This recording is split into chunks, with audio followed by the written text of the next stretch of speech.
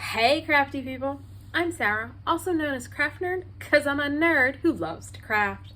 Over the years I've dabbled in most types of crafting, although for the past decade or so I've been doing primarily card making and mixed media art.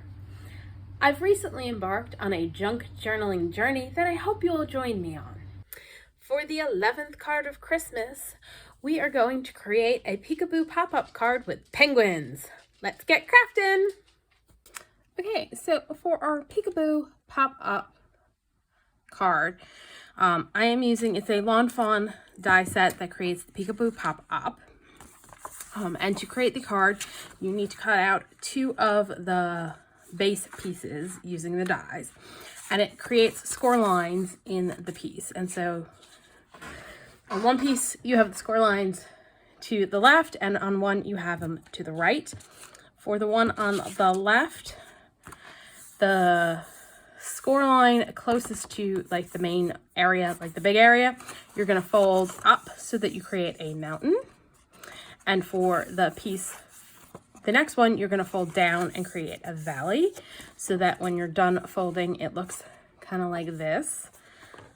So like that. I'm going to set that aside for a second. And you do the exact opposite for the piece with the fold lines on the right. You create a valley on the one closest to the big area, a mountain on the next one, so that it ends up looking like this and like that. Because what will happen is they'll go together like this to create the peekaboo pop-up mechanism, which I have to die cut that piece out. Now, obviously, we're not going to leave the front piece like that because you won't be able to see the back piece. So it also comes with like a stitch hillside die to cut it out. And what you need to do is if you go up 2 3/4 of an inch, you'll have enough space to hide the mechanism for the pop-up part. So I'm going to mark that on this piece.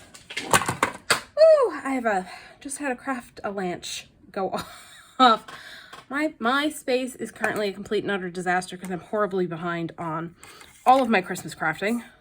Not a surprise, but this year it seems to be worse than past years. I think this is my first year with a YouTube channel, and I definitely have learned a lot for next year and I'm definitely gonna have to be more organized and a little bit more prepared next year because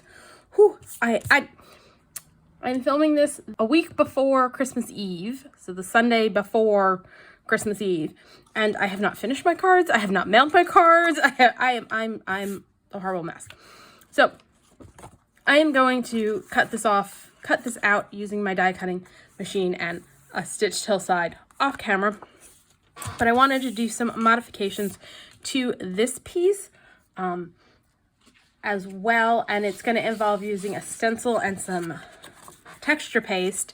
So I wanted to do that so it could sit and start drying. And what I do want to do is add a little bit more color to the edges. So I'm going to grab a brush and some tumbled glass and just ink along the edges. I'm not going to be too worried about the bottom because that's going to be mostly covered up, but I'm just going to add a little bit more depth to the piece. So that's something to keep in mind when you are using die cuts and colored cardstock, is if you add a little bit of ink to it, it adds a whole lot of depth to the piece instead of just having your plain cardstock.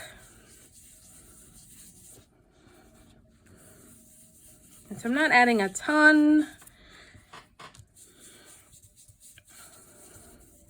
And because I'm using distress inks, something to be mindful of is the fact that when I add texture paste, if the texture paste is over the distress ink, it is likely to pull up the color of the distressed ink into the texture paste because this is a water reactive ink.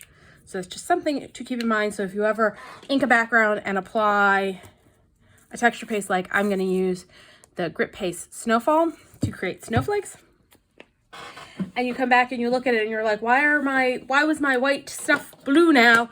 It's because it pulled up the ink. So I'm going to pull out, this is Simon Says Stamp Falling Snow, and I am going to do there, I think, and just add a little bit of Snowfall to my background. You can use any kind of texture paste you want to do this. You can do a clear texture paste. You can use a white texture paste, like an opaque one, a translucent one. You can add glitter afterwards. I've got the Snowfall, so I figured I might as well use the Snowfall. I'm just going to be a little bit mindful of where my fold lines are because I don't want to clog those up with texture paste. So we're going to apply some texture paste.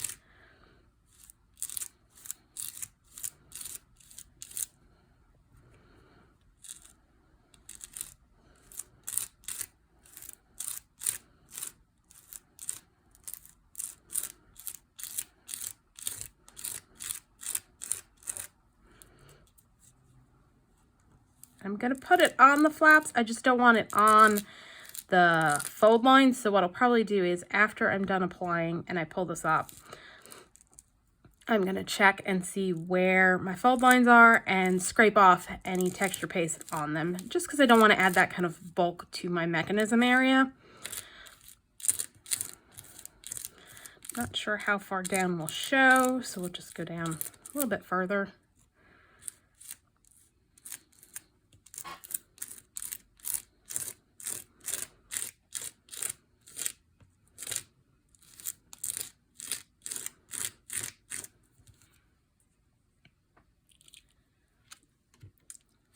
All right, let's see. I'm gonna pull that snowflake off. I think otherwise we're pretty good. They're next to but not on. Maybe these two guys. Let's just take those two little guys off. So I'm gonna set this aside to dry. I'm gonna die cut out my hill on this one, and then we will come back and I will show you how to put this all together. Okay, so we are all dry, so we're going to start assembling this piece. And I got a bunch of cute little lawn fawn penguins that are going to go on this piece. So we're going to start by attaching this piece over here. So we're going to glue on this section. Grab my art glitter glue and use that.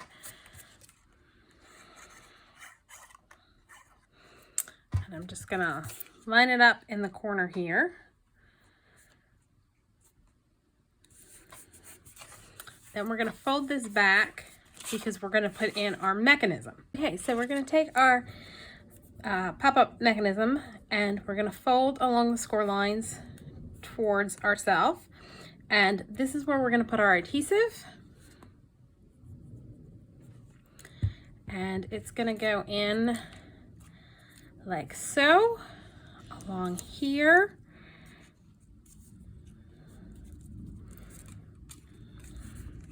Then we're going to fold that over and attach that there. And once we do that, let's wait and let the glue dry all the way before we play with it. I will leave a link down below. Lawn Fawn, when they release these types of dies, does a really great job of doing really detailed videos explaining how the mechanisms work and how to assemble it and all sorts of good stuff like that.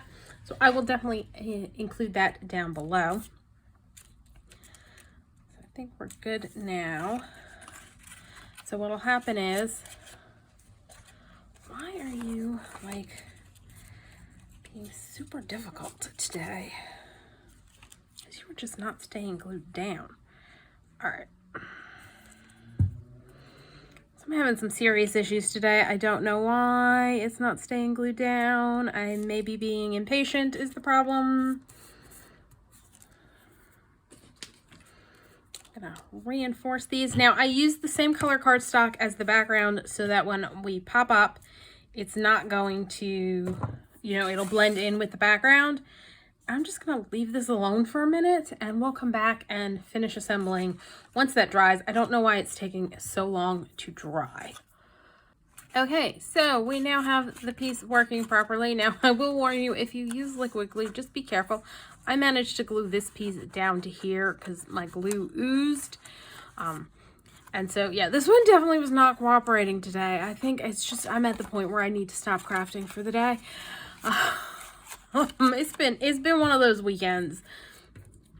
So that's how the mechanism's gonna work. We're gonna go ahead and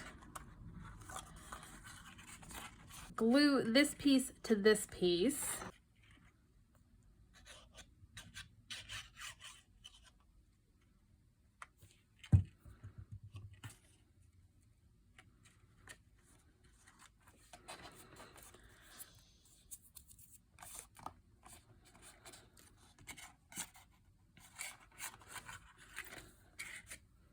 All right, now I'm gonna stick this little guy hiding over here, because when it's folded flat to go in the card, it'll be like this. So he'll be hidden. So we're gonna just stick him on there.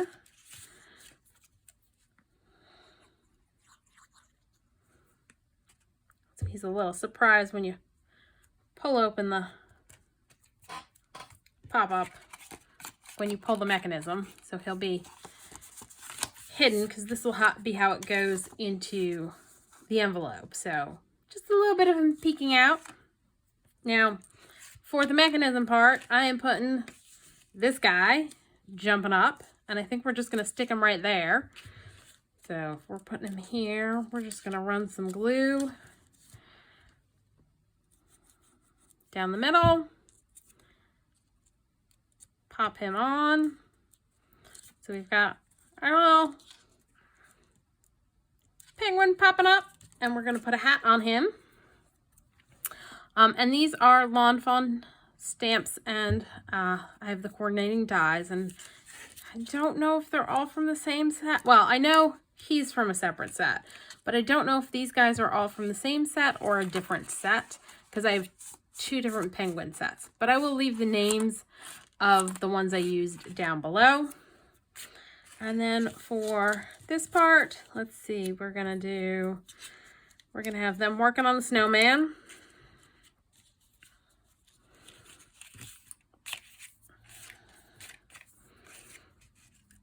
So let's start by putting our little snow penguin on. Let's stick him about there. And I forgot to stamp, there are a couple accessories that go with the snow penguin man guy. So I think I may stamp and color those in and put them in the hands of our little snowman makers.